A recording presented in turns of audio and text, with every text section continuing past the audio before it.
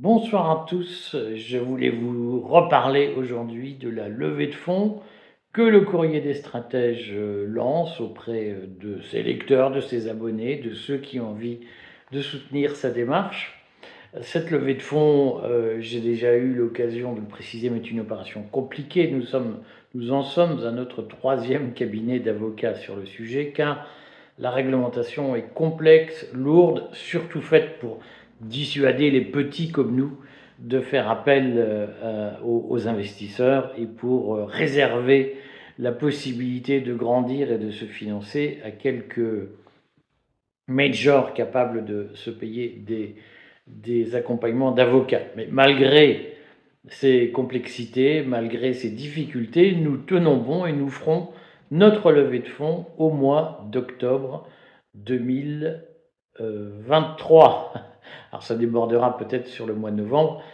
C'est une opération lourde, je le sais, mais nous la faisons dans le respect scrupuleux des règles et ça prend du temps, croyez-moi. Mais c'est aussi l'occasion, cette levée de fonds, de vous expliquer le projet industriel que nous avons en tête, et c'est aussi l'occasion de repositionner quelque peu, ou réexpliquer, repréciser comment nous entendons produire de l'information au courrier des stratèges. Alors, d'abord, je voudrais dire que le projet que nous développons, que nous proposons, pour, d'une certaine façon, justifier cette levée de fonds, ce projet, il est tourné vers la vidéo, mais il s'appuie sur l'expérience que nous retirons du courrier, que nous voyons au jour le jour dans le courrier, et notamment à travers les commentaires de lecteurs ou les réactions de lecteurs, les attentes de certains de ces lecteurs. Nous mesurons qu'il existe dans l'opinion aujourd'hui, dans l'opinion dissidente, entre guillemets, qui est celle à qui nous nous adressons peut-être de façon privilégiée, il existe un certain nombre de questionnements ou de risques ou d'attentes, et nous essayons d'adresser ces questionnements et ces attentes. Je vous dis d'abord le projet industriel que nous avons. Nous voudrions lever des fonds pour financer un journal télévisé, un journal vidéo, qui serait un rendez-vous régulier sur l'actualité, qui serait un journal de qualité. Vous savez que nous avons délibérément un positionnement élitiste que je vais expliquer dans quelques minutes.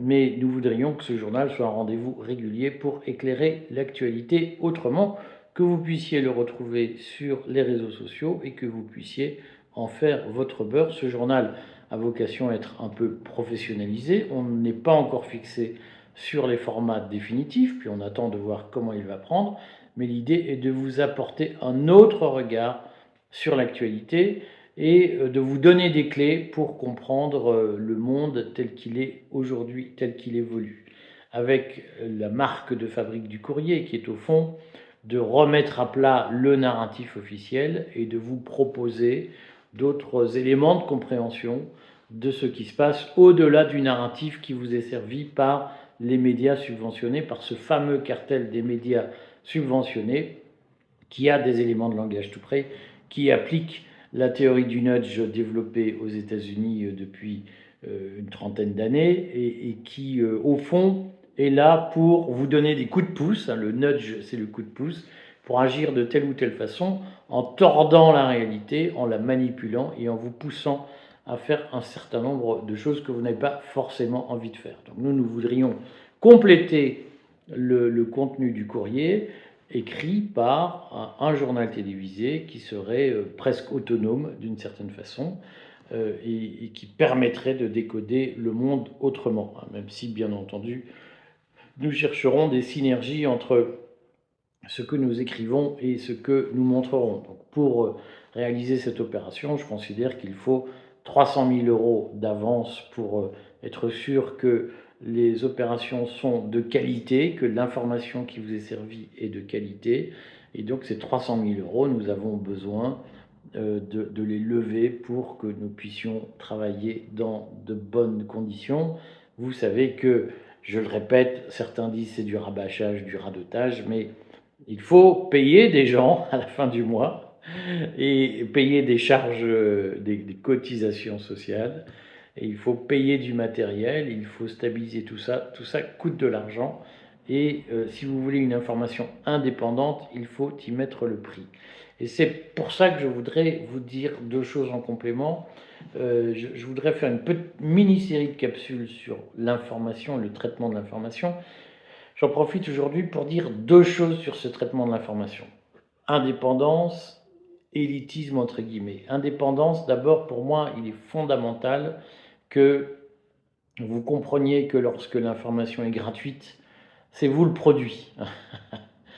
Quand c'est gratuit, c'est toi le produit. Et en matière d'information, ça n'a jamais aussi bien porté son nom, c'est-à-dire que, pour être clair, si on veut faire de la presse au jour le jour, si on veut d'une certaine façon en vivre, eh bien il faut avoir des revenus.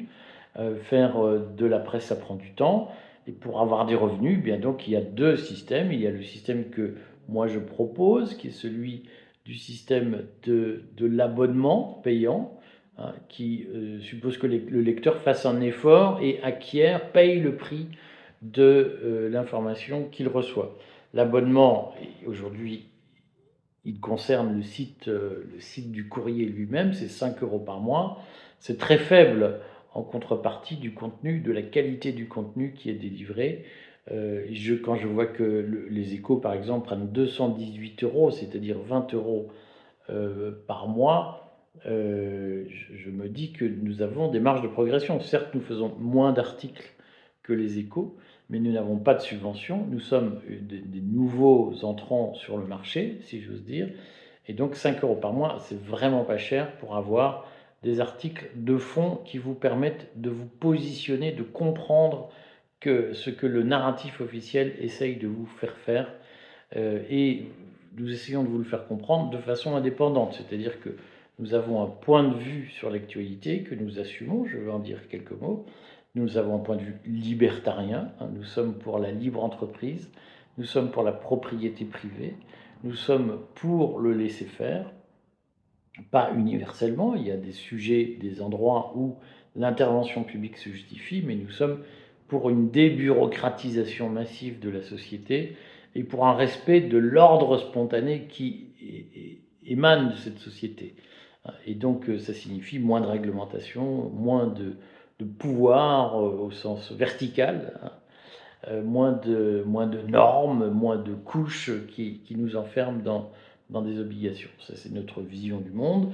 Et nous avons la prétention d'expliquer qu'aujourd'hui, l'ordre spontané des sociétés occidentales est menacé par une caste mondialisée qui essaye d'imposer son ordre, sa vision, de façon verticale. Et cette vision, évidemment, sert ses intérêts économiques et financiers sur le dos des sociétés traditionnelles que nous sommes. Donc nous sommes, de ce point de vue, convaincus que si nous voulons avoir une société libre, émancipée de la dictature imposée, dictature de fait, hein, imposée par la caste mondialisée, eh bien, nous devons retrouver l'ordre spontané de nos sociétés, c'est-à-dire nous débarrasser des appareils étatiques, des appareils bureaucratiques qui, d'une façon ou d'une autre, cherchent à nous faire changer de comportement, nous faire changer de culture, nous faire changer d'identité. Moi, je suis un rousseauiste. Je crois que ce qui est souverain dans une société, c'est le peuple. C'est le peuple en lui-même qui décide. Le peuple, ce n'est pas seulement les plus pauvres, ce n'est pas seulement les plus malheureux. Le peuple, c'est tout le monde. Ça inclut les hyper riches, ça inclut les moyens riches, ça inclut les petits riches, ça inclut tout le monde au sens large. Le peuple, c'est l'expression de la volonté générale et c'est le peuple qui est souverain, de mon point de vue. C'est ma vieille culture rousseauiste qui parle. Et donc, il faut revenir à la souveraineté du peuple, c'est-à-dire à une puissance qui vient d'en bas et qui s'exprime dans le débat public par des aspirations collectives que l'État doit arbitrer. Mais l'État ne peut pas confisquer la parole et l'État ne peut pas acheter tout le monde avec des allocations. Le souverain, le peuple souverain, il doit s'exprimer de façon indépendante et exprimer sa volonté sans être acheté par personne. C'est pour ça que je ne suis pas un grand ami des politiques sociales préconisées par le Great Reset et par Klaus Schwab. Vous savez que Klaus Schwab explique que pour réussir le Great Reset, il faut faire de l'hélicoptère money, c'est-à-dire gaver les gens d'allocations pour qu'ils acceptent de rester chez eux au lieu d'aller travailler. Ça, c'est le Great Reset. C'est le contraire de ce que je crois être le peuple souverain dans un ordre spontané. C'est notre vision du monde et nous reprenons les narratifs officiels à partir de ce point de vue que nous défendons. Bien entendu, vous êtes libre de ne pas le partager, mais au moins nous vous disons d'où nous parlons, comme on dit chez les intellectuels. Et donc, de ce point de vue, nous avons la conviction que cette voie-là, cette analyse-là du narratif officiel ne peut se faire qu'avec une presse indépendante financièrement, c'est-à-dire qui ne dépend pas de subventions de l'État, qui ne dépend pas des leviers imposés par l'État. C'est pour ça que nous ne solliciterons pas, nous avons fait un sondage auprès de nos lecteurs, nous ne solliciterons pas le label IPG, Information politique générale, de la commission paritaire de la presse, qui est organisée par le ministère de la Culture. Nous pensons qu'être labellisé par le ministère de la Culture pour obtenir des avantages fiscaux, puisque c'est à ça que sert le label du ministère de la Culture, c'est à bénéficier d'une TVA à 2,1% et pas à 20%, nous pensons que c'est une façon de tenir la presse et nous pensons que les organes de presse qui détiennent ce label ne sont plus vraiment libres de s'exprimer, ne sont plus vraiment indépendants. Sur l'indépendance financière, je voudrais ajouter que c'est un sujet de fond parce que je crois que la presse, vous l'avez compris, la presse est devenue un enjeu depuis 40 ans, depuis que la caste mondialisée a décidé d'étendre son emprise sur la société, sur les sociétés. Les aides à la presse sont devenues un enjeu fondamental pour la caste. Contrôler l'expression publique, contrôler l'information est un enjeu. Mon petit doigt me dit que la caste, ça vous le savez depuis longtemps, vous le savez tous qu'elle s'est donné les moyens de contrôler le cartel des médias subventionnés, ce qu'on appelle parfois la presse mainstream. Tous les journaux, aujourd'hui tous les quotidiens, notamment papier, appartiennent à des milliardaires peu ou prou, dont vous connaissez les noms, Bernard Arnault, Xavier Niel, son gendre, Lagardère qui est en perte de vitesse, mais tous ces gens-là ont constitué des groupes qui permettent de contrôler l'information. Si vous regardez de qui Xavier Niel, de qui Patrick Drahi, qu'on peut citer, de qui tous ces gens-là sont actionnaires, on s'aperçoit qu'ils contrôlent et la presse écrite et la presse audiovisuelle d'une manière générale, sauf lorsqu'elle est directement opérée par l'État, comme c'est le cas avec Radio France et avec France Télévisions. Donc, vous le savez, la presse mainstream n'est plus indépendante financièrement, elle est contrôlée par la caste. Mais ce qu'on sait moins, c'est que la caste a aussi pris des dispositions discrètes, à l'ancienne, si j'ose dire, pour contrôler la presse dite alternative ou de réinformation ou dissidente ou de résistance, appelez-la comme vous voulez. Donc là-dessus, je vous laisse vous faire votre avis.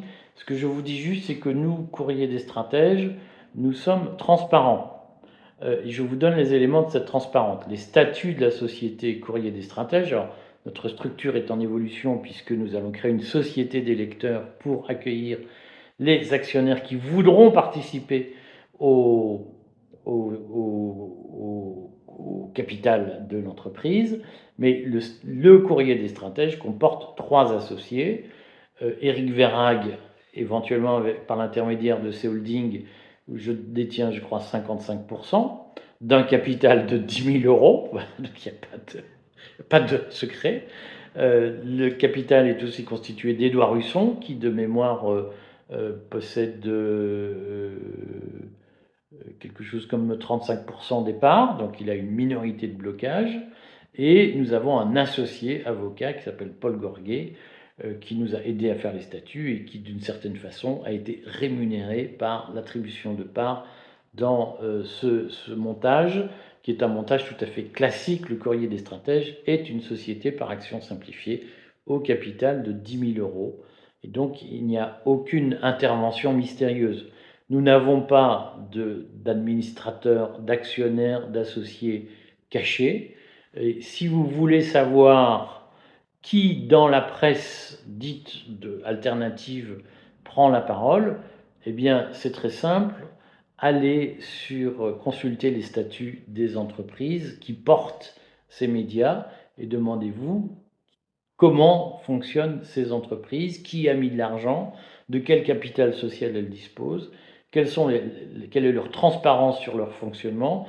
S'il y a des choses mystérieuses qui vous apparaissent, c'est qu'il y a un lézard et que donc l'organe de presse que vous avez devant vous n'est pas aussi transparent qu'il devrait l'être dès lors qu'il appartient à la résistance d'une certaine façon, ou à la dissidence.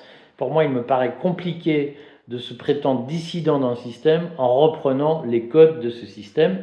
Je pense qu'on ne peut pas prétendre être une presse de résistance si on ne peut pas à chaque instant faire la transparence sur son indépendance financière, notamment vis-à-vis de cadeaux extérieurs, de subventions extérieures ou de mécanismes de financement qui soient opaques.